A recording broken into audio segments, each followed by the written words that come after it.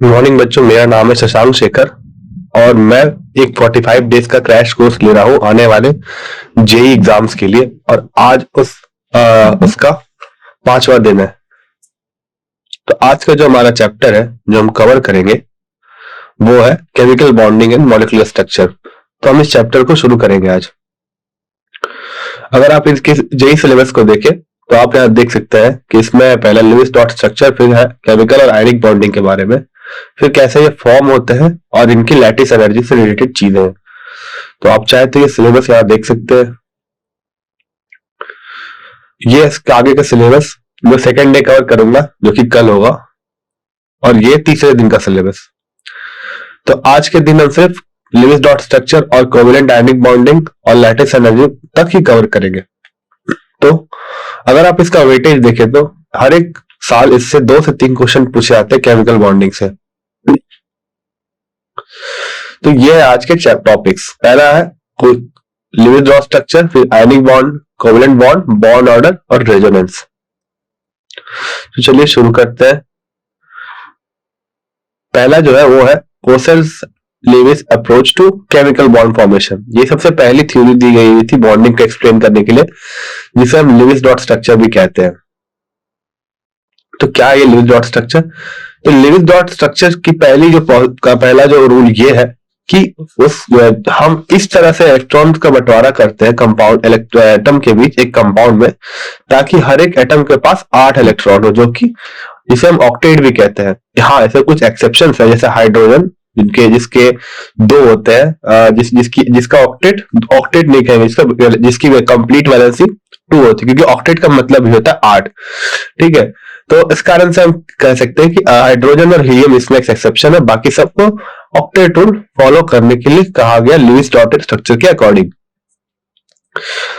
तो ये जो ऑक्टेट रूल है क्या कहता है?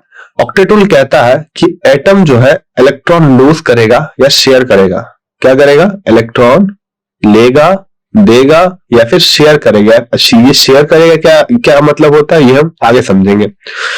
इलेक्ट्रॉन देगा, लेगा या शेयर करेगा ताकि उसके पास एक स्टेबल इलेक्ट्रॉनिक कन्फिग्रेशन आ जाए। तो हाँ, स्टेबल और इलेक्ट्रॉनिक कन्फिग्रेशन मतलब क्या होती है? स्टेबल इलेक्ट्रॉनिक कन्फिग्रेशन मतलब उसके बैलेंस शेल में 8 इलेक्ट्रॉन्स आ जाए। ये थी लिविस डॉट स्ट्रक्चर की पहली और सबसे महत्वपूर्ण बात। उसका इस स्ट्रक्चर के हिसाब से या फिर इस ऑक्टेट रूल के हिसाब से ये कहना था कि किसी भी एटम को स्टेबल होने के लिए उसके बैलेंस शेल में 8 इलेक्ट्रॉन होने चाहिए। और ऐसा करने के लिए वो जो एटम है वो इलेक्ट्रॉन दे सकता है, ले सकता है या आपस में बांट सकता है। इसके लिए 2 एक्सेप्शन है, ऐसा मैंने बताया। पहला है हाइड्रोजन और दूसरा है हीलियम। इन दोनों के पास अगर बैलेंस शेल में 2 ही हो तो भी ये स्टेबल हो जाते हैं। आगे अब इसकी लिमिटेशंस क्या थे? ये तो हो गए कि ये था हमारा लिविस डॉट स्ट्रक्चर। तो इसकी लिमिटेशंस क्या है? सबसे पहला लिमिटेशन क्या है कि ये हाइपरवेलेंट और हाइपोवेलेंट कंपाउंड को नहीं समझा पाया। हाइपरवेलेंट क्या होता है? हाइपरवेलेंट वो कंपाउंड होते हैं जिनकी वैलेंसी 8 से ज्यादा होती है। ठीक है, कौन से कंपाउंड होता है जिनकी वैलेंसी 8 से ज्यादा होती है? और हाइपोवेलेंट क्या होता है? जिनकी वैलेंसी 8 से कम होती है। अगर इसकी बात करें तो इसमें जो एटम आता है ज्यादातर वो आता है बी, बोरॉन। और अगर कोई स्पेसिफिक कंपाउंड लेना चाहे तो वो हो जाएगा BF3। उसी तरह आप हाइपरवेलेंट की बात करें तो सल्फर का सबसे अच्छा एग्जांपल है। सल्फर में अगर आप बात करें H2SO4 की, तो इसमें जो सल्फर की वैलेंसी होती है या फिर उसके नंबर ऑफ जो वैलेंस इलेक्ट्रॉन जो होते हैं वो 8 से ज्यादा होते हैं। तो ये 2 चीज ये बता नहीं पा रहा था, ये थी पहली। दूसरा, ये स्ट्रक्चर के बारे में कुछ नहीं बता रहा था मैं कि कैसा स्ट्रक्चर होगा। ठीक है, आपने कह दिया कि हमारा ये मान लो ये हमारा H है, ये हमारा Cl है, या फिर और सरल उदाहरण अगर हम ले मान लो बस सोडियम है, या फिर आपके पास H2O है। ऑक्सीजन के पास 8 इलेक्ट्रॉन होते हैं, 6 इलेक्ट्रॉन होते हैं। ठीक है, और हाइड्रोजन के पास 1 होते हैं। अब क्या करेगा ऑक्सीजन? ऑक्सीजन शेयरिंग कर लेता है। पहले हाइड्रोजन अपना ऑक्टेट कंप्लीट करेगा। वो कैसे करता है? मैंने ऐसा बता रखा कि हाइड्रोजन सिर्फ 2 इलेक्ट्रॉन से अपनी वैलेंसी कंप्लीट कर लेता है, तो ये एक इलेक्ट्रॉन को शेयर कर लेगा इससे। अब ये ऑक्सीजन इन दोनों से एक एक इलेक्ट्रॉन ले लेगा। यही तो होता है शेयरिंग ऑफ इलेक्ट्रॉन्स। इसने भी इलेक्ट्रॉन दिया, इसने भी दिया, मतलब ये दोनों इलेक्ट्रॉन जो है इन दोनों के बीच में बटे हुए हैं। उसी तरह से ये दोनों इलेक्ट्रॉन इन दोनों के बीच में बटे हुए हैं। इसी को हम बांटना या शेयर करना कहते हैं। तो ये तो हो गई हमारी इलेक्ट्रॉन की डिस्ट्रीब्यूशन। पर हमें यहाँ स्ट्रक्चर के बारे में कुछ नहीं बताया गया कि यह ऑक्सीजन अगर यहां है तो हाइड्रोजन कहां होगा, ऐसा होगा या ऐसा होगा या फिर कैसा होगा। इसके बारे में लीविस डॉट स्ट्रक्चर में कोई भी उल्लेख नहीं था। और जो सबसे अंतिम बात थी वो थी कि ये नोबल गैस में बॉन्डिंग का जो फेनोमेना है वो एक्सप्लेन नहीं कर पा रहा था, क्योंकि लीविस डॉट स्ट्रक्चर के हिसाब से, लीविस डॉट स्ट्रक्चर के मुताबिक कोई भी एटम अपनी वैलेंसी 8 तक ही रखना चाहता है। 8 के बाद इसे कंप्लीट ऑक्टेट कहते हैं कि इसकी वैलेंसी पूरी हो गई। अगर आप जेनॉन को देखें तो जेनॉन जो है उसके वैलेंस शेल में कितने इलेक्ट्रॉन होते हैं? 8 होते हैं। क्यों होता है? क्योंकि एक नोबल गैस है। फिर भी ये कंपाउंड बनाता है। कैसे कंपाउंड बनाता है भाई? ये कुछ इस तरह कंपाउंड बनाता है XgO3, जिसमें ऑक्सीजन के पास 2-2 इलेक्ट्रॉन होते हैं। ये मान लो ऑक्सीजन है, ये आपके हो गए जेनॉन के इलेक्ट्रॉन्स जो कि पूरे 8 है। 1 2 3 4 भी ले सकते हो, XgO4 भी होता है पॉसिबल। तो XgO4 क्या करेगा? ऐसे करके इलेक्ट्रॉन्स ले लेगा। पहले तो ऑक्सीजन अपना ऑक्टेट कंप्लीट कर लेगा, उसके बाद अब ये जो जेनॉन है ये भी 2-2 इलेक्ट्रॉन इनसे ले लेता है। तो जेनॉन के पूरे कितने इलेक्ट्रॉन्स हो गए अगर आप देखो तो जेनॉन के अपने 8 थे और 8 इनने और ऑक्सीजन से ले लिए, तो जेनॉन के इलेक्ट्रॉन हो गए वैलेंस शेल में 16। ये तो ऑक्टेट रूल में नहीं कहा गया था। ऑक्टेट रूल के हिसाब से तो अगर 8 इलेक्ट्रॉन है तो स्टेबल है। तो ये सारी चीजें हम देखेंगे कि ये सारी चीजें लीविस डॉट स्ट्रक्चर के द्वारा समझाई या उनका विवरण नहीं दिया गया। तो इसीलिए लीविस डॉट स्ट्रक्चर को आगे चल के लीविस डॉट स्ट्रक्चर की मान्यता आगे चल के हटा दी गई। अब हमने देखा लीविस डॉट स्ट्रक्चर में कि इलेक्ट्रॉन देते हैं या फिर लेता है या फिर शेयर करता है। तो इसके कारण से अलग अलग तरह की बॉन्डिंग बनती है। अगर इलेक्ट्रॉन में लूज और गेन की प्रायोरिटी हो या फिर लूज और गेन हो रहा हो अधिकतम तौर पे, तो उस केस में हमें आयनिक बॉन्डिंग मिलती है। ये एक सीधा सा अगर आप कहो तो ये एक सीधी सी परिभाषा है आयनिक बॉन्ड के लिए कि अगर लीविस डॉट स्ट्रक्चर के हिसाब से इलेक्ट्रॉन दी या ली जा रही है ना कि बांटी जा रही है, तो उस केस में जो बॉन्ड बनेगा वो क्या बनेगा भाई? वो बनेगा आपका आयनिक बॉन्ड। आयनिक बॉन्ड की क्या विशेषताएं होती है? पहली विशेषता होती है कि नॉन डायरेक्शनल इन नेचर होता है। नॉन डायरेक्शनल मतलब आप इसके स्ट्रक्चर को नहीं बता सकते। आगे चल के हम कुछ थ्योरीज देखेंगे जो स्ट्रक्चर को एक्सप्लेन करते हैं, पर इन सब के केस में आयनिक बॉन्ड के मामले में ऐसा कुछ नहीं होता। ये नॉन डायरेक्शनल इन नेचर होती है। मतलब मान लीजिए हमारे पास कोई आयनिक बॉन्ड है जैसे कि Na और Cl के बीच में,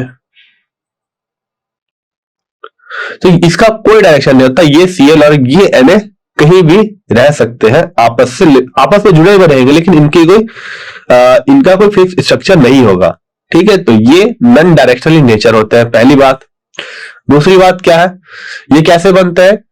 इसमें एक एटम जो है वो इलेक्ट्रॉन देता है और एक इलेक्ट्रॉन जो है वो इलेक्ट्रॉन लेता है। जैसे मैंने अभी कहा कि लूज या फिर गेन ऑफ इलेक्ट्रॉन से ही हमारा आयनिक बॉन्ड बनता है। तो ये हो गया हमारा दूसरा महत्वपूर्ण, ये हो गई हमारी दूसरी महत्वपूर्ण बात। आगे अब जो इलेक्ट्रॉन देता है उन्हें क्या कहते हैं? उन्हें हम कहते हैं कैटायन या फिर पॉजिटिवली चार्ज, और जो इलेक्ट्रॉन लेता है उसे क्या कहेंगे? एनायन या फिर नेगेटिव चार्ज। ऐसा क्यों होता है?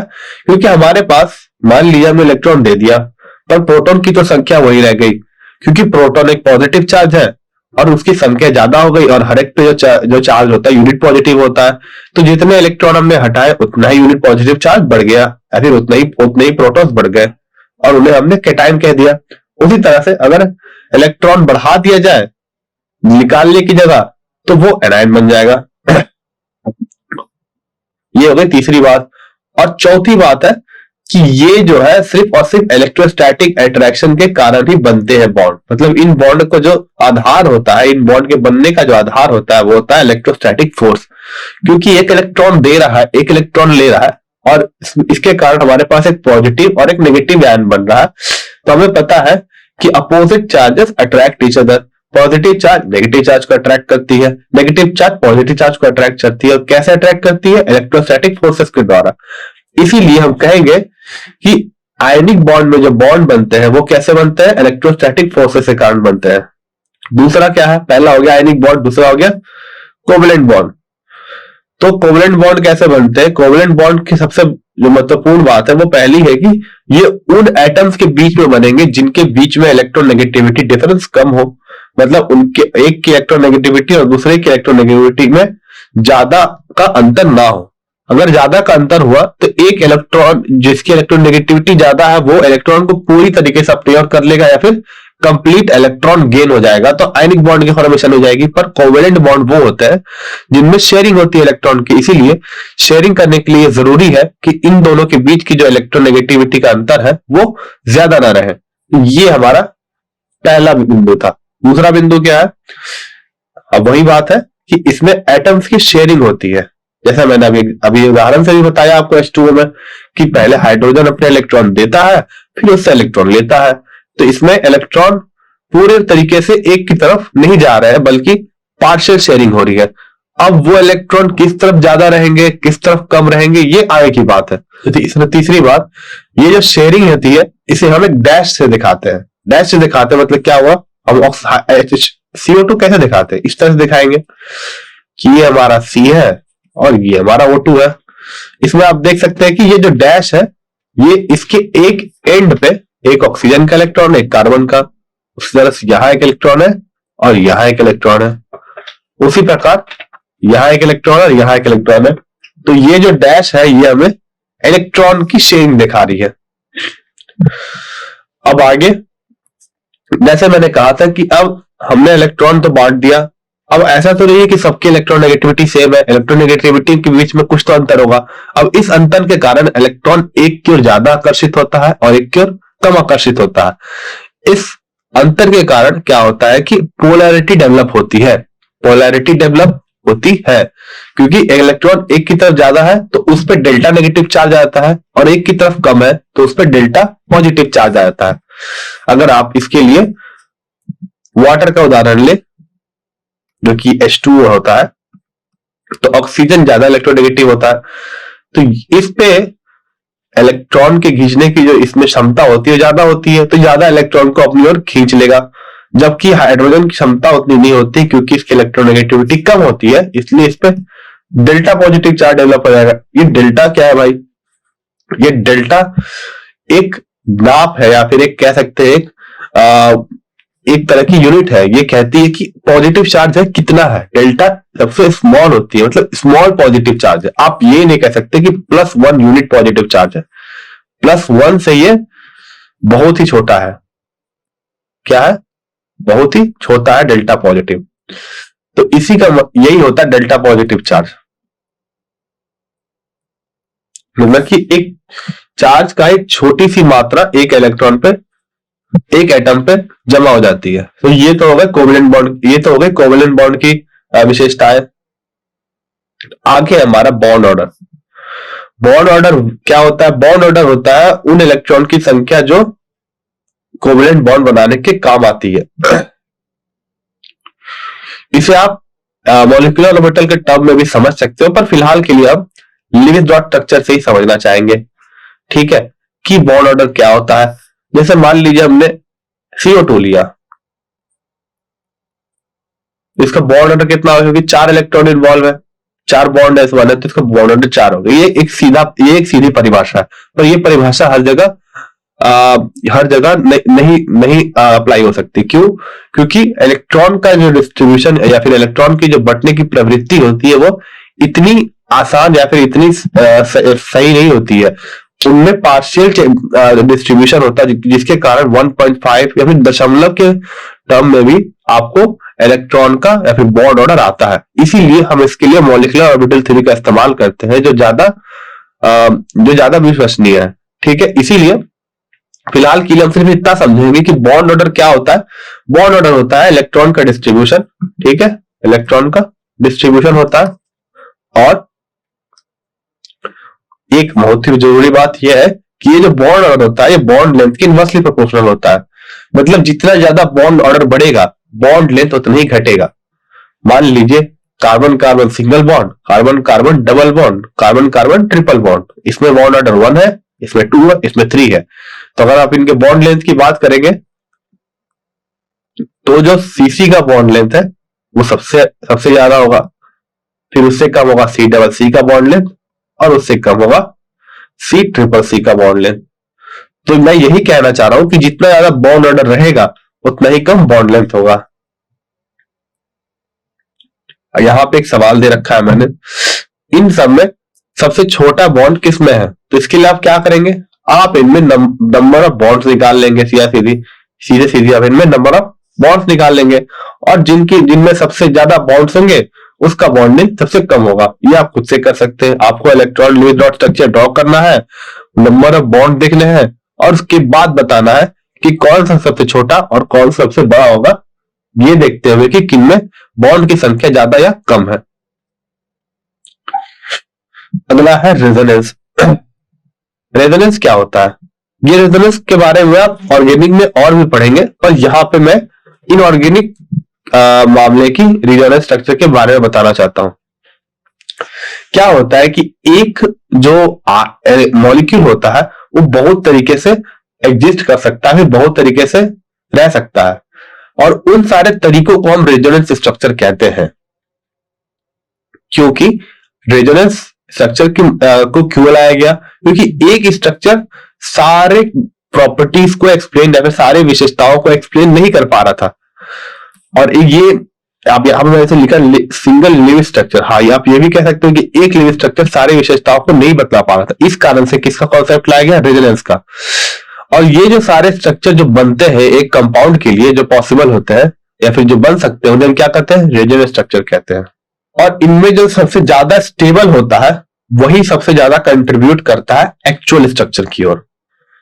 अब ये स्टेबिलिटी को कैसे हम तुलना करेंगे वो हम आगे देखेंगे। फिलहाल कि आप ये मानो कि जो ज्यादा स्टेबल होता है उसी में वो जो कंपाउंड है वो ज्यादा पाया जाता है। जैसे मान लीजिए 4 तरह के स्ट्रक्चर में कंपाउंड पाया जा सकता है। तो अगर हमारे पास 10 अगर हम 10 बार ऐसे देखें तो उसमें से 8 बार स्टेबल वाले में पाया जाएगा। मेरा कहने का मतलब ये हुआ, कंट्रीब्यूशन का मतलब ये हुआ कि उसी वाले स्ट्रक्चर में जो एटम है वो जो कंपाउंड है वो ज्यादा रहना चाहिए क्योंकि वो ज्यादा स्टेबल है। अब आगे क्या है? Resonance hybrid. तो ये जो रेजोनेंस हाइब्रिड है इन सारे रेजोनेंस स्ट्रक्चर का एक समेशन है। मतलब कि इसमें सबकी विशेषताएं एक जगह कर दी गई है। अब इसको अभी जब मैं आपको उदाहरण दिखाऊंगा तब आप इसको ज्यादा अच्छे से समझ पाओगे। फिलहाल के लिए मानो कि रेजोनेंस हाइब्रिड क्या है? इन सारे रेजोनेंस स्ट्रक्चर का एक जोड़ है जो कि सबसे ज्यादा स्टेबल है इन सारों में, इसीलिए ये एक्चुअल स्ट्रक्चर के सबसे ज्यादा करीब होता है। अब रेजोनेंस स्ट्रक्चर कैसे ड्रॉ करेंगे? तो ड्रॉ करने के लिए कुछ हमें चीजें दिमाग में रखनी है। आप इलेक्ट्रॉन्स को इधर उधर कर लो, पर कुछ चीजें दिमाग में रख के करनी होती है। पहला क्या होता है? Resonance contribution only differ by the position of pi and lone pair. मतलब जब आप इलेक्ट्रॉन का मूवमेंट करेंगे तो उन्हीं इलेक्ट्रॉन्स का मूवमेंट कर सकते हैं जो कि लोन पेयर हो या फिर पाई बॉन्ड हो। आप सिग्मा बॉन्ड को नहीं तोड़ सकते। जैसे उदाहरण के लिए आपके पास ये H2O है, तो आप इस बॉन्ड को ऐसे तोड़ करके ऐसे नहीं दिखा सकते हो। क्यों नहीं दिखा सकते हो? क्योंकि इसमें सिग्मा बॉन्ड टूट रहा है, क्योंकि ये एक सिग्मा बॉन्ड है। हाँ, आप पाई बॉन्ड को तोड़ सकते हो। उसमें भी रेजोनेंस दिखाने की तरीका होता है कि उसमें जो ऑक्टेट रूल है वही फॉलो होना चाहिए। मतलब इलेक्ट्रॉन की मूवमेंट के समय ऑक्टेट रूल जो फॉलो होना चाहिए। मान लीजिए ये जो है हमारा कंपाउंड है, आपने क्या किया? आपने इसको उठा करके यहां रख दिया, इसको उठा करके यहां रख दिया।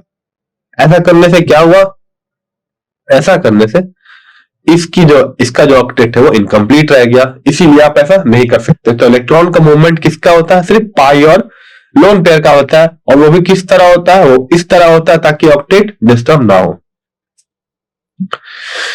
आगे कि इस केस में ओवरऑल चार्ज सेम रहना चाहिए, मतलब आपने मान लीजिए एक कंपाउंड के 5 रेजोनेंस स्ट्रक्चर ड्रॉ किए और उन सबका जो मान लीजिए जो उन सब पे जो चार्ज है वो ए है, ए पॉजिटिव है मान लो, तो उस सारों पर ए पॉजिटिव ही रहनी चाहिए, एक पर नेगेटिव, 2 नेगेटिव, दूसरे पर बी पॉजिटिव, ऐसा नहीं हो सकता। अगर एक पे ए पॉजिटिव है तो सब पे ए पॉजिटिव होगा, या फिर एक पे 0 चार्ज है तो सब पे 0 चार्ज होगा। तो ये कह सकते हो आप कि एक कंपाउंड के जितने भी रेजोनेंस स्ट्रक्चर होते हैं उन सब पे जो चार्ज की मात्रा होती है वो एक ही होती है। आगे number of unpaired electron same होता है, ये बहुत ही जरूरी चीज है यहाँ पे कि आप नंबर ऑफ अनपेयर्ड इलेक्ट्रॉन को घटा या बढ़ा नहीं सकते। जैसे मान लीजिए कि आपके पास कुछ इस तरह का बॉन्ड आया,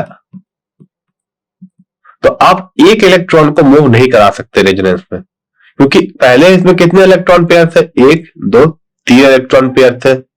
अब आपने एक हटा दिया तो हमारे पास 2 इलेक्ट्रॉन के पेयर बच गए, और यहां साफ तरीके से लिखा हुआ है कि नंबर ऑफ अनपेयर्ड इलेक्ट्रॉन आप घटा या बढ़ा नहीं सकते। कहने का मतलब है कि आप जब भी मूव करोगे एक पेयर को मूव करोगे इधर से उधर, एक इलेक्ट्रॉन को नहीं मूव कर सकते हो। अगला क्या है, अगली बात मैंने पहले बता रखी कि इन सब के जो वैलेंस शेल होते हैं उनका ऑक्टेट कंप्लीट होना चाहिए, ठीक है। उनमें अगर 8 इलेक्ट्रॉन है तो 8 इलेक्ट्रॉन उसके रेजोनेंस स्ट्रक्चर्स में भी रहेंगे। आप ऑक्टेट को डिस्टर्ब नहीं कर सकते क्योंकि इससे कंपाउंड अनस्टेबल हो जाता है, ठीक है। ये हो गई बात। हर एक रेजोनेंस स्ट्रक्चर को हम एक डबल हेडेड एरो से सेपरेट करते हैं। चलिए मैं एक उदाहरण लेता हूं उसके लिए। अब मान लीजिए हमारे पास एक एरो 2 है, या फिर और उदाहरण, सबसे सरल उदाहरण जो आप एनसीईआरटी में भी देखेंगे वो है ओजोन का। तो ओजोन के कितने बॉन्ड्स होते हैं, ये कुछ इस तरह दिखता है, ठीक है। ओजोन कुछ ऐसा दिखता है, ये ओजोन की स्ट्रक्चर। अब इस पे एक नेगेटिव चार्ज डालना पड़ेगा ताकि इस पे, और इस पे एक पॉजिटिव चार्ज रखना पड़ेगा ताकि इनके ऑक्टेट कंप्लीट हो सके। तो ये हो गया ओजोन का स्ट्रक्चर। एक नेगेटिव चार्ज का मतलब क्या हुआ, 1 2 3 4 5, छठा यहां पे, ठीक है। 1 2 3 4 5 6 7 और 8 इलेक्ट्रॉन्स हो गए, 4 इधर 4 इधर। उसी तरीके से इस पे कितने हो जाएंगे, इस पे भी हो जाएंगे 8 इलेक्ट्रॉन्स, एक यहां, एक यहां, एक यहां, ठीक है। 1 2 3 4, इसके हो गए 8 और इसके भी हो जाएंगे 8। ये एक इलेक्ट्रॉन यहां से भी ले रहा है तो इसमें से एक कम कर देंगे हम, क्योंकि एक इलेक्ट्रॉन इसे यहां से भी मिल रहा है। इसे कितने इलेक्ट्रॉन मिल गए, 1 2 3 4 5 6, तो 7 और 8, ये कुछ ऐसा दिखेगा। और इसके पास कितने हो जाएंगे, 1 2 3 4 5 6। तो आप, ये है इलेक्ट्रॉन का डिस्ट्रीब्यूशन ओजोन के केस में। आप चाहे तो इसे किसी और कलर से भी दिखा सकते हैं ताकि ये अलग अच्छे से दिखे,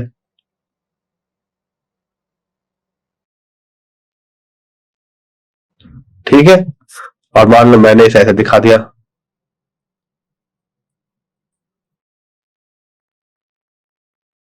और इसको ऐसे दिखा दिया।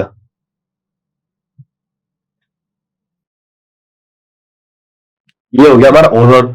अगर आप सबका ऑक्टेट देखें तो कंप्लीट है, 1 2 3 4 5 6 7 और 8, ये शेड है, ये दोनों इलेक्ट्रॉन, ये दोनों इलेक्ट्रॉन इन दोनों के पास है। उसी तरीके से इस पे देखें तो 1 2 3 4 5 6, ठीक है, 6, सॉरी 1 2 3 4 5 6 7 8, और इस ये चारों इलेक्ट्रॉन भी इन दोनों के बीच शेयर है, और 4 इसके पास लोन पेयर है। इसके पास भी उसी तरीके से 2 इलेक्ट्रॉन है और 6 शेयर्ड में है, 1 2 3 4 5 6। अब यहां पे एक नेगेटिव चार्ज बन रहा है। ये तो हो गया पहला रेजोनेंस स्ट्रक्चर। अब मैंने कहा था कि सिर्फ और सिर्फ हम लोन पेयर को मूव कर सकते हैं, या फिर हम किसको मूव कर सकते हैं, हम मूव कर सकते हैं पाई बॉन्ड को। तो देखिए, लोन पेयर किसके किसके पास है, सबके पास लोन पेयर है। आप कहोगे कि मैं इसे मूव कर दूंगा, आप कहोगे कि मैं इसे मूव कर दूंगा, पर ऐसा करने में क्या होगा कि अगर आपने इसको मूव कर दिया तो इस पे दो पॉजिटिव चार्ज आ जाएगा और इस पे दो नेगेटिव चार्ज आ जाएगा और ये अनस्टेबल हो जाएगा, क्योंकि कोई चीज जितनी कम चार्ज रहती है उतना ही स्टेबल होता है। दूसरा क्या कर सकते हो आप, दूसरा आप इनको मूव कर दो। ऐसा करने से क्या होगा, मान लीजिए आपने इसको यहां मूव कर दिया, ठीक है, तो हमें क्या रेजोनेंस स्ट्रक्चर मिलेगा, हमें जो रेजोनेंस स्ट्रक्चर मिलेगा वो कुछ ऐसा दिखेगा। इन दोनों के बीच कितने बॉन्ड हो जाएंगे, 3 बॉन्ड हो जाएंगे। अब यहां जब से हमने मूव किया तो ये दोनों इलेक्ट्रॉन तो यहां आ गए, चलो ठीक है, ये दोनों यहां पर आ गए।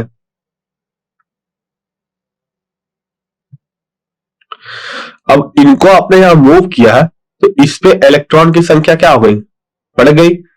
अब इसको कम करने के लिए क्या करेंगे, इससे 2 इलेक्ट्रॉन हटाएंगे, पर कैसे हटाएंगे, इसको तोड़ना होगा, और हमने कहा था कि हम सिग्मा बॉन्ड को नहीं तोड़ सकते, तो इसी कारण से आप इस दोनों इलेक्ट्रॉन को यहां नहीं ले सकते।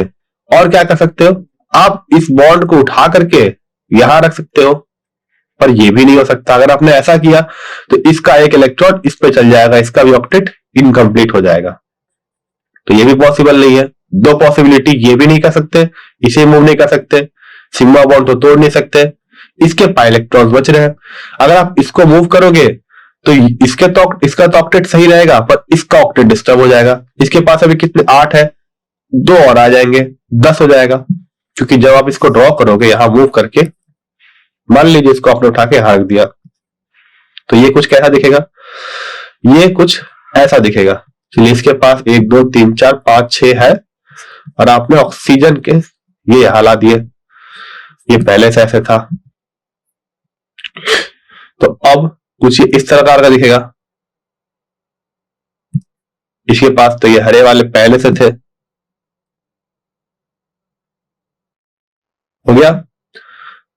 अब ये गुलाबी वाले भी यहां आ जाएंगे, ये वाले, ठीक है, और ये लाल वाले तो थे ही। इसका बैलेंस शेल कितना हो जाएगा, इस पे हो जाएगा 1 2 3 4 5 6 7 8 9 10, 4 शेयरिंग से आ जाएंगे और 6 पहले से ही थे, तो 10 हो जाएंगे। तो ये भी क्या हो जाएगा, अनस्टेबल हो जाएगा। इसीलिए हम इन्हें भी मूव नहीं कर सकते, इस बॉन्ड को भी नहीं कर सकते, इसे भी मूव नहीं कर सकते। अब हमारे पास क्या बच रहा है, अब हमारे पास एक ही चारा बच रहा है कि हम उस इलेक्ट्रॉन को मूव करें जो इस वाले ऑक्सीजन एटम पे। मान लीजिए मैं इसे नंबरिंग दे देता हूं, इसको दे देता हूं नंबर 1, इसे नंबर 2, इसे नंबर 3। अब यही चारा बच रहा है कि हम इन्हें मूव करें। इन्हें जब मूव करोगे आप ऐसे, तो इस वाले को उठा के आपको यहां रखना होगा, ठीक है। तो इससे हमारे पास क्या मिलेगा, हमें कुछ इस तरीके का स्ट्रक्चर मिलेगा। ओजोन 1 2 3, इनके इसके बीच 2 बॉन्ड हो जाएंगे और इसके बीच 1 बॉन्ड हो जाएंगे।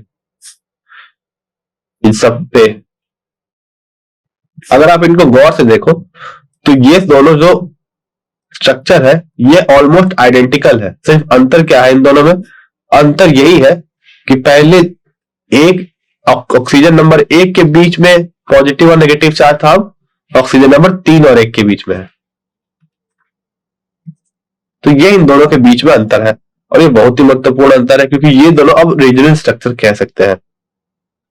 ये सिर्फ देखने में तो सेम है, पर ये एटम तो अलग अलग है। इसी कारण से क्या होगा कि हमारे पास एक दूसरा स्ट्रक्चर उपलब्ध हो जाएगा। इस पे 2 थे, अब इस पे कितने हो जाएंगे, पहले से इस पे 4 इलेक्ट्रॉन थे, 1 2 3 4 लोन पेयर के तौर पे। अब ये बॉन्ड के दोनों इलेक्ट्रॉन उठ के इस पे आ गए, तो इसके पास कितने हो गए, 6 हो गए।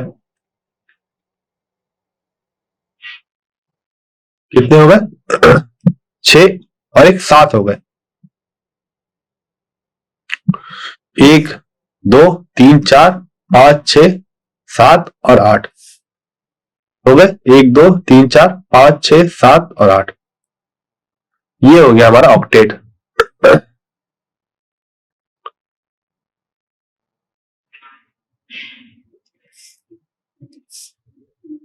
1 2 3 4 5 6 7 8, ठीक है। 1 2 3 4 5 6 7 और 8।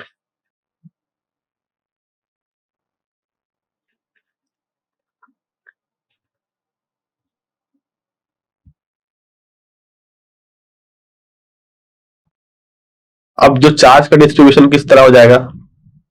अब कुछ इस तरह हो जाएगा, क्योंकि इस पे 6 से ज्यादा इलेक्ट्रॉन है। 6 प्रोटॉन होते हैं ऑक्सीजन में और उससे ज्यादा इलेक्ट्रॉन हो जाएंगे तो नेगेटिव चार्ज डेवलप हो जाएगा। आप देख सकते हैं 1 2 3 4 5 6 7 8 हो गए, ठीक है। तो यहाँ पे एक इलेक्ट्रॉन एक्स्ट्रा है जो कि है ये वाला, चाहे ये वाला, कोई सा ही मान सकते हो, एक नेगेटिव चार्ज के तौर पे आ गया। तो ये दोनों जो स्ट्रक्चर है, ये दोनों रेजोनेंस स्ट्रक्चर है, और इनका अगर आप हाइब्रिड ड्रॉ करें तो ये कुछ इस तरह दिखेगा।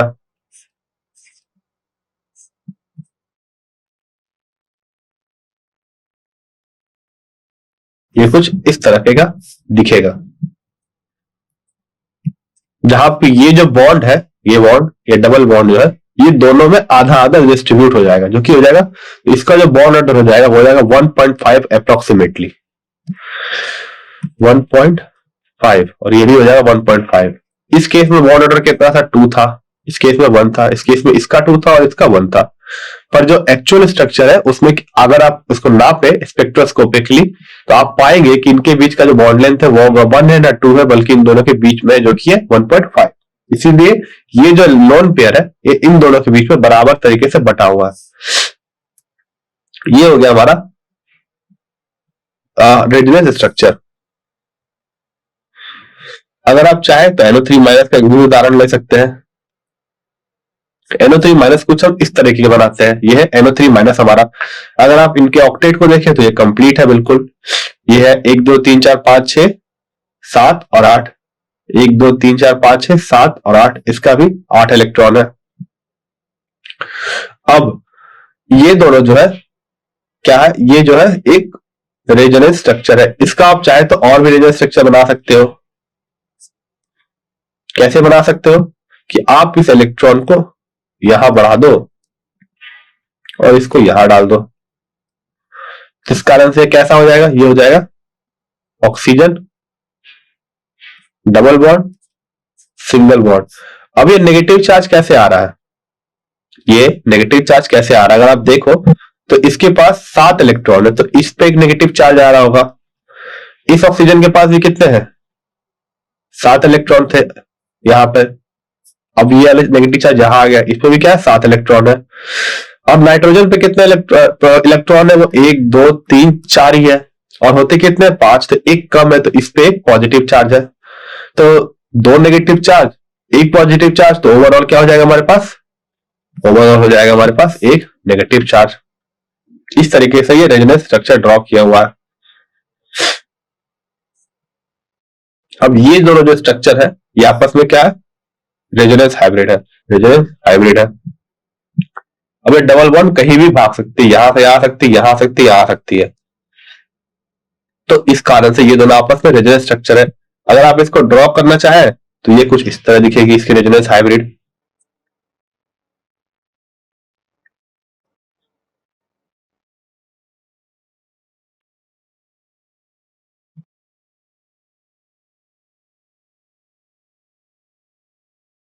मतलब इस केस में ये सारे बॉन्ड और 1.5 नहीं होंगे।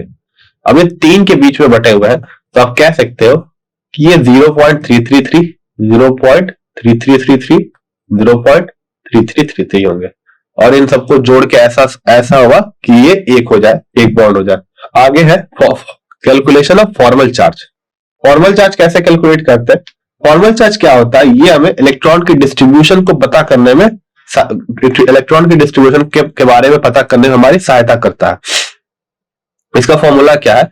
इसका फॉर्मूला है valence electron minus lone pair minus 0.5 into bonding electrons. जैसे इनने लिखा है, मान लीजिए हमारे पास H2O है जो कुछ ऐसा दिखता है, ठीक है। हाइड्रोजन के पास, ऑक्सीजन के पास कितने इलेक्ट्रॉन है? 1 2 3 4 5 6। तो इसके वैलेंस इलेक्ट्रॉन कितने होते हैं नॉर्मली? वो होते हैं 6। लोन पेयर कितने हैं? 2 और 2, 2 लोन पेयर है, ठीक है। लोन पेयर इलेक्ट्रॉन कितने हैं? 4 है। और बॉन्ड पेयर कितने हैं? बॉन्डिंग में कितने हैं? वो भी 1 और 2, वो भी क्या है? 2 है। तो इस पे जो फॉर्मल चार्ज निकल के आता है वो आता है 0।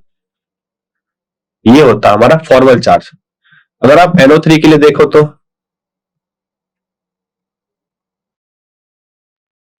ये NO3 कुछ इस प्रकार है। यहाँ पे 1 2 3 4 5 6, 1 2 3 4 5 6। मान लीजिए ये हमारा एक इलेक्ट्रॉन है पहला, ये दूसरा है और ये तीसरा है। अगर हम पहले इलेक्ट्रॉन के लिए फॉर्मल चार्ज निकाले, इलेक्ट्रॉन 1 के लिए, तो इसके वैलेंस इलेक्ट्रॉन कितने हैं? होते हैं 6 होते हैं। अभी कितने हैं? अभी लोन पेयर कितना है? 1 2 3 4 5 6, ये तो 6 है। और बॉन्डिंग में कितना है? वो 1 है। तो टोटल कितना चार्ज आ गया? -1। तो इस ऑक्सीजन 1 पे -1 चार्ज है, ठीक है। अगर आप नाइट्रोजन पे निकालना चाहें तो वो हो जाएगा 5 -4, ठीक है। और लोन पेयर इस पे 1 भी नहीं है, तो ये हो जाएगा 1। इस पे +1 पॉजिटिव चार्ज है। उसी तरह इस ऑक्सीजन पे -1 आएगा, इसमें -1 आएगा, इससे +1 आएगा और इस पे 0 आएगा। 0 कैसे आएगा ऑक्सीजन 3 पे? देखो जरा। टोटल वैलेंस इलेक्ट्रॉन कितने होने चाहिए? 6। लोन पेयर कितने हैं? 4। बॉन्ड पेयर कितने हैं? 2। 2 ये दोनों बॉन्ड पेयर होते हैं, इन्हीं बॉन्ड पेयर कहा जाता है, ये बॉन्ड पेयर इसके। तो टोटल चार्ज कितना हो गया? 0। तो आप देख सकते हो कि जो चीज हमने लेविस डॉट स्ट्रक्चर से देखी थी वो हम उसकी मदद से क्या कर सकते हो? फॉर्मल चार्ज निकाल सकते हो, किस पे कितना है। अब बात आती है कि हम लेविस स्ट्रक्चर ड्रॉ तो कर देंगे, पर कैसे पता करेंगे कि सबसे स्टेबल कौन सा है? तो उसको जानने के कुछ रूल्स होते हैं। ये रूल्स कुछ इस प्रकार है। पहला है, हम इनको एक साथ लाइन बाय लाइन देखेंगे। पहला है कि जिस एटम का बैलेंस शेल कंप्लीट नहीं है वो सबसे कम स्टेबल है। मतलब अगर किसी रेजोनेंस स्ट्रक्चर का ऑक्टेट कंप्लीट नहीं है तो वो सबसे कम स्टेबल है। दूसरा क्या है? दूसरा है the structure with the least number of formal charge is more stable. मतलब अगर आप कोई स्ट्रक्चर ले और उसके सारे एटम्स के फॉर्मल चार्जेस को जोड़ दे, तो उस पे जो नेट चार्ज निकल के आएगा, जिसपे वो सबसे कम होगा वो सबसे ज्यादा स्टेबल होगा। ये भी बहुत ही जरूरी सोचना है आगे। और हाँ, एक बात और, इन चीजों को आप एक क्या करते हैं, ऑर्डर में चेक करोगे। अगर पहला वाला नहीं हुआ तो फिर वो सबसे कम स्टेबल हो जाएगा। मान लीजिए दो का बैलेंस इलेक्ट्रॉन कंप्लीट है पर फिर चार्ज में दिक्कत है, तब फिर आप चार्ज पे आओगे। तो पहले आप रेडियो स्ट्रक्चर देखोगे, तो जिसका ऑक्टेट इनकम्प्लीट है वो तो सबसे लीस्ट स्टेबल हो गया। उसके बाद अगर जिसपे कम फॉर्मल चार्ज है फिर वो उससे थोड़ा ज्यादा स्टेबल होगा। इस तरीके से आप आगे बढ़ोगे, क्रॉनिकल ऑर्डर फॉलो करेंगे, ठीक है। फिर अगला क्या है? अगर नेगेटिव चार्ज, मान लीजिए कि फॉर्मल चार्ज 2 पे सेम है, पर एक में जो नेगेटिव चार्ज है वो कम इलेक्ट्रोनेगेटिव पर है और एक पे नेगेटिव चार्ज ज्यादा इलेक्ट्रोनेगेटिव पर है, तो जिस पे ज्यादा इलेक्ट्रोनेगेटिव पर नेगेटिव चार्ज है वो ज्यादा स्टेबल होगा। मान लीजिए एक के केस में जो नेगेटिव चार्ज है ऑक्सीजन पे है एक स्ट्रक्चर में, और एक के केस में नाइट्रोजन पे है, तो जिस वाले पे ऑक्सीजन पे होगा वो ज्यादा स्टेबल होगा। क्यों? क्योंकि ऑक्सीजन ज्यादा इलेक्ट्रोनेगेटिव है, वो चार्ज को ज्यादा अच्छे तरीके से होल्ड कर पाएगा। फिर चौथी चीज आप क्या देखोगे? आप देखोगे पॉजिटिव चार्ज। इन दोनों को आप एक साथ देख सकते हो, पॉजिटिव और नेगेटिव चार्ज को। ये दोनों का की एक ही भूमिका है। अब मान लीजिए कि चार्ज है, एक पे पॉजिटिव है एक पे नेगेटिव है, फिर आप देखेंगे separation of charge. Separation of charge क्या होता है? मान लीजिए हमारे पास कंपाउंड है A B C, इसके 2 रेजोनेंस स्ट्रक्चर पॉसिबल है। एक में नेगेटिव यहां, पॉजिटिव यहां, एक में नेगेटिव यहां और पॉजिटिव यहां, तो ये वाला ज्यादा स्टेबल होगा। इसमें क्या लिखा है? जो फॉर्मल चार्ज है वो कम सेपरेशन में होने चाहिए, मतलब उनके बीच की दूरी होनी चाहिए वो कम होनी चाहिए। तो इनके बीच में कम है तो फिर हम इन्हें ज्यादा स्टेबल मानेंगे। ये होती है पांचवी चीज। और छठी क्या होती है? दिस रेजोनेंस स्ट्रक्चर, जो resonance form that are equivalent have no difference in stability. जैसे कि हमने देखा था नाइट्रोजन के 2 स्ट्रक्चर पॉसिबल थे, एक ये 3 स्ट्रक्चर पॉसिबल थे, एक ये और एक ये। तो इन दोनों में स्टेबिलिटी में कोई अंतर नहीं होगा, ये तीनों एक ही समान स्टेबल होंगे। ये एक उदाहरण है जो मैंने रखा है यहां पे। इस कार्बन पे 2 नेगेटिव चार्ज है, ठीक है। अब इन दोनों में से बताना है ज्यादा स्टेबल कौन है, ठीक है, इनमें से ज्यादा स्टेबल कौन है। तो आप सीधे तौर पे ये देख सकते हो कि इस वाले पे जो फॉर्मल चार्ज है और इस वाले फॉर्मल चार्ज दोनों के बराबर। पहले आप क्या देखोगे, ऑक्टेट देखोगे, ऑक्टेट क्या है, दोनों के कंप्लीट है कि नहीं। तो 2 नेगेटिव चार्ज है प्लस 2 इलेक्ट्रॉन मिल रखे हैं, ठीक है। 2 नेगेटिव चार्ज मतलब क्या हो गया, कार्बन के पास 4 होता है, 2 नेगेटिव चार्ज, 2 इलेक्ट्रॉन और 2 यहां से आ गए। तो कितने हो गए टोटल, 8 हो गए। कार्बन की वैलेंसी कंप्लीट। नाइट्रोजन पे कितने हैं, नाइट्रोजन पे कितने इलेक्ट्रॉन्स होने चाहिए, 5 होने चाहिए, पर एक पॉजिटिव चार्ज इसलिए 4 हो गया। और बॉन्ड पेयर कितने हैं, 1 2 3 4, 4 बॉन्ड पेयर मतलब 8 इलेक्ट्रॉन्स, ठीक है। 8 इलेक्ट्रॉन होगा सीधे सीधी। ये हो गया आगे का। फिर सल्फर का देखोगे आप, तो इसमें कितने हैं, तो सल्फर में कितने इलेक्ट्रॉन्स होने चाहिए, 6 होने चाहिए। चार्ज कितना है, 0 है, ठीक है। चार्ज 0 है हमारे पास, तो कितना हो गया हमारे पास, ये 6 हो गया। और 2 यहां से मिल रहे हैं, तो 2 8 हो गया। तो इन सबके 8 है। उसी तरीके से आप अगर इसको देखो, इस वाले को, तो कार्बन पर एक नेगेटिव चार्ज है, 1 हो गया, ठीक है। और 4 पहले से होते हैं, तो 4 1 5 हो गया, और 3 यहां से आ रहे हैं, 1 2 3, तो ये 3 हो गया। ये भी कितने हो गए, 8 हो गए। उसी तरह नाइट्रोजन पे कितने होते हैं, 5 होते हैं। एक पॉजिटिव चार्ज है इसलिए -1, और बॉन्ड कितने हैं, 1 2 3 4 बॉन्ड है, तो 4 और इलेक्ट्रॉन आ जाएंगे। 4 ही बॉन्ड है ना, 1 2 3 4, होते कितने, 5 होते हैं, 5। उनमें से एक पॉजिटिव चार्ज आ गया, ये कितना हो गया, 8। उसी तरीके से अगर आप सल्फर को देखो, तो सल्फर पे कितने इलेक्ट्रॉन्स होते हैं, 6 होते हैं। एक नेगेटिव चार्ज, एक इलेक्ट्रॉन और बढ़ गया, और एक बॉन्ड, एक इलेक्ट्रॉन और बढ़ गया, ये हो गया 8।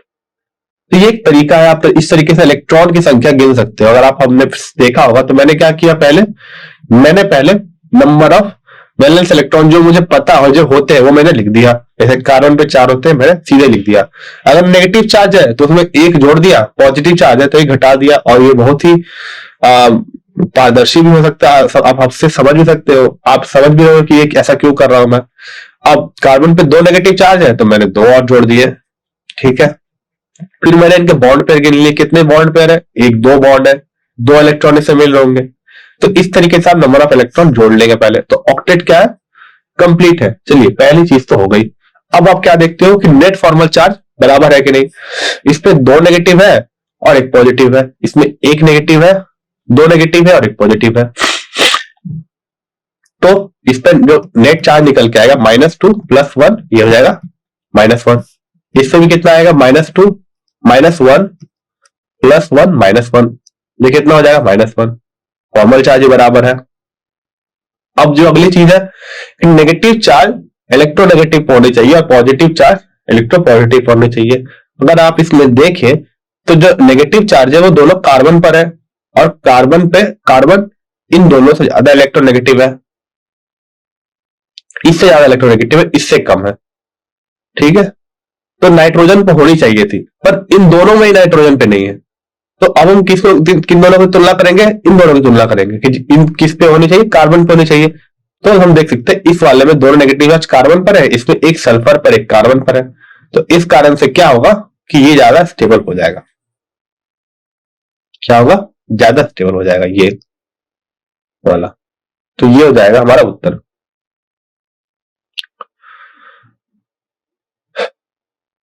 मैंने आयनिक बॉन्ड को दोबारा से लिखा है, आप कुछ जो बिंदुएं बच गई थी वो मैंने यहां लिखी है।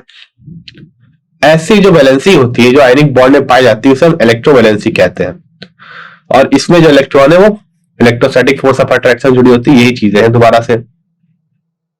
अब हम देखते हैं कि आयनिक बॉन्ड बनता कैसे है। आयनिक बॉन्ड कैसे बनता है, पहले क्या होता है कि एक एटम इलेक्ट्रॉन लूज करता है।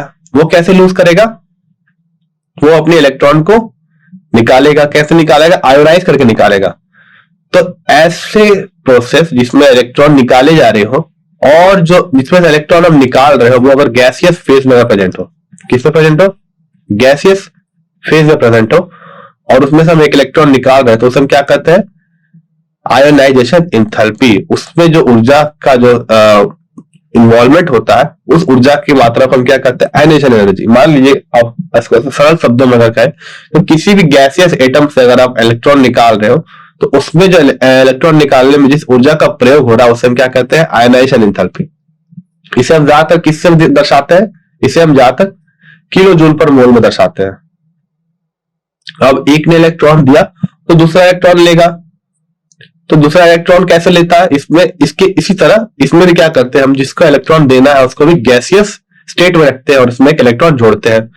अब इसमें इलेक्ट्रॉन एनर्जी निकल भी सकती है या जुड़ भी सकती है। मतलब कहने का तात्पर्य यह है कि हम इसमें ऊर्जा दी भी जा सकती है इस प्रोसेस के दौरान, और इस प्रोसेस के दौरान ऊर्जा ली भी आ सकती है। यह निर्भर करती है कि हम किस एटम की बात कर रहे हैं। इसे भी हम अक्सर किलो जूल पर मोल के मदद से दर्शाते हैं। अगला क्या होता है? हमारे पास दो स्पीशीज आ गए, एक ने इलेक्ट्रॉन दे दिया आयनाइजेशन इंथैल्पी की मदद से, एक ने इलेक्ट्रॉन ले लिया इलेक्ट्रॉन गेन इंथैल्पी की मदद से। अब इन दोनों के आपस में इलेक्ट्रोस्टैटिक फोर्स डेवलपिंग होती है और ये आपस में जुड़ जाते हैं। इसके दौरान एनर्जी रिलीज होती है। एनर्जी क्यों रिलीज होती है? क्योंकि शुरुआती तौर पे एक पे नेगेटिव और एक पे पॉजिटिव था, जो कि सही नहीं है, क्योंकि इलेक्ट्रॉन न्यूट्रलिटी होना एक स्टेबिलिटी का बहुत ही प्रमुख पहलू है। किसी चीज को अगर हमें स्टेबल चार्ज चाहिए तो उस पर चार्ज नहीं होनी चाहिए, ये बहुत ही जरूरी होता है। तो जब ये दोनों अपोजिट चार्ज आपस में करीब आते हैं तो जो ओवरऑल जो चार्ज बनता है इन पे, जो इन पे संपूर्ण चार्ज बनता है वो जीरो हो जाता है। मतलब ये कंपाउंड न्यूट्रल हो जाता है। इस कारण से क्या होता है? एनर्जी रिलीज होती है, क्योंकि एनर्जी घटती है ओवरऑल सिस्टम की। तो और इसी एनर्जी को हम क्या कहते हैं? Lattice energy. हाँ, जरूरी चीज ये है कि ये जब आपस में करीब ला रहे जा रहे हो तब इन दोनों का जो स्टेट है वो गैसेस होना चाहिए। तो ये वो एनर्जी है जब एक कैटायनिक गैसियस एटम और एक एनायनिक गैसियस एटम आपस में मिलके एक मोल सॉलिड को बनाते हैं। हाँ, गौर की बात यह है कि एक मोल सॉलिड बनना चाहिए, तभी इसे हम लैटिस एनर्जी कहेंगे। अब लैटिस एनर्जी किस पर डिपेंड करती है? डिस्टेंस और चार्ज के स्क्वायर पे। मतलब कितनी मात्रा में ऊर्जा का पदार्पण होगा वो किस पे निर्भर करेगा? वो निर्भर करेगा कि कितना चार्ज और कितना डिस्टेंस है। ये प्रमुख तौर पर चार्ज पे डिपेंड करता है, क्योंकि हम चार्ज का स्क्वायर ले रहे हैं और डिस्टेंस का स्क्वायर नहीं ले रहे हैं। तो ये डिस्टेंस के इनवर्सली प्रोपोर्शनल है। मतलब अगर एक्स और वाई का रेडियस जो है वो ज्यादा है तो हम क्या करेंगे कि बोलेंगे कि इनमें लेटेस्ट एनर्जी कम रिलीज होगी।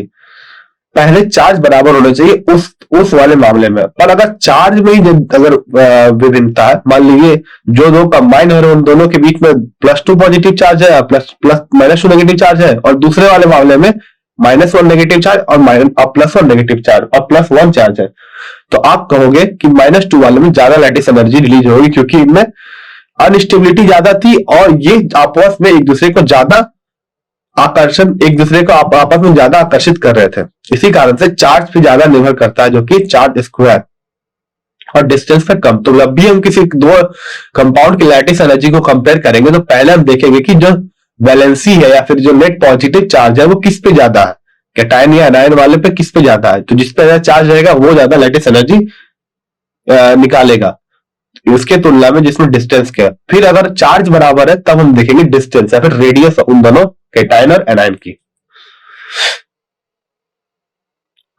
वही चीज यहां लिखी है कि इलेक्ट्रॉन और मतलब कि एनायन और कैटायन आपस में जुड़ के सॉलिड बनाते हैं, जो कि एक न्यूट्रल चार्ज स्पीशीज होती है, और ये आपस में जुड़ के लैटिस एनर्जी रिलीज करते हैं।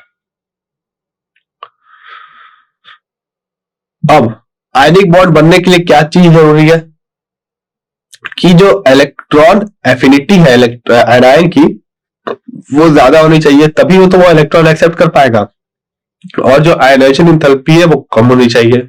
ये दोनों जरूरी चीजें हैं। और लैटिस एनर्जी ज्यादा होनी चाहिए। जितनी ज्यादा एनर्जी रिलीज होगी मतलब वो उतना स्टेबल है। तो ये तीनों चीजें आपको दिमाग में रखनी है। चलिए कुछ उदाहरण देखते हैं। बेस्ड ऑन लैटिस एनर्जी, मतलब लैटिस एनर्जी के आधार पर इनमें से कौन सा एल्कली मेटल क्लोराइड कि क्या मेल्टिंग पॉइंट ज्यादा होता है। तो अगर आप इनके चार्ज को देखें तो सब पे +1 चार्ज है, सब में Cl जुड़ा हुआ है। Cl पे एक नेगेटिव चार्ज होता है, तो Rb plus Cl minus Li plus Cl minus K plus Cl minus Na plus Cl minus. अब इनमें हम क्या देखेंगे, अब इनमें हम देखेंगे दूरी को। जिसमें दूरी कम होगी उसमें लैटिस एनर्जी सबसे ज्यादा होगा, और जिसमें लैटिस एनर्जी ज्यादा होगा उसका मेल्टिंग पॉइंट भी ज्यादा होगा। तो ये सीधा सा एक सवाल है। अगर आपको पता हो तो सोडियम जो है वो सबसे ऊपर आता है पीरियोडिक टेबल में, इसका जो साइज होता है वो सबसे ज्यादा होता है, सबसे कम होता है। Cl तो सब में एक ही है, तो हम अब सिर्फ केटायन को देख रहे हैं, इसीलिए Na प्लस एडोन हीलियम लिथियम, और लिथियम उससे भी पहले आता है, फिर पोटाशियम और फिर ये रूबिडियम। तो इससे आप क्या देख सकते हो कि इसका जो रेडियस है वो सबसे कम है, इसी कारण से इसमें सबसे ज्यादा एनर्जी रिलीज होगी। तो यही चीज यहां भी लिखी है कि चार्ज तो बराबर है पर आयनिक रेडियाई में बदलाव है, और LiCl का सबसे ज्यादा सबसे कम आयनिक रेडियाई है, इसी कारण से इसमें सबसे ज्यादा एनर्जी रिलीज होगी। पर ये चीज नहीं हो पाती। क्यों नहीं हो पाती? क्योंकि ये जो LiCl है उसमें पोलराइजेशन ज्यादा आ जाती है। अब ये पोलराइजेशन का कॉन्सेप्ट आगे पढ़ेंगे हम। ये फैजाज रूल के अकॉर्डिंग दिया जाता है। इसका क्या होता है, इसमें क्या होता है कि छोटे पॉजिटिव चार्ज के कारण जो बड़ा कैटायन है वो पोलराइज हो जाता है। इस फेनोमेना को हम आगे देखेंगे, फिलहाल के लिए आप इसे एक्सेप्शन के तौर पे याद रखिए कि इसमें NaCl का ज्यादा होता है, LiCl का सबसे कम हो जाता है। तो ये था आज का लेक्चर। कल हम इसी के दूसरे भाग को देखेंगे। Thank you.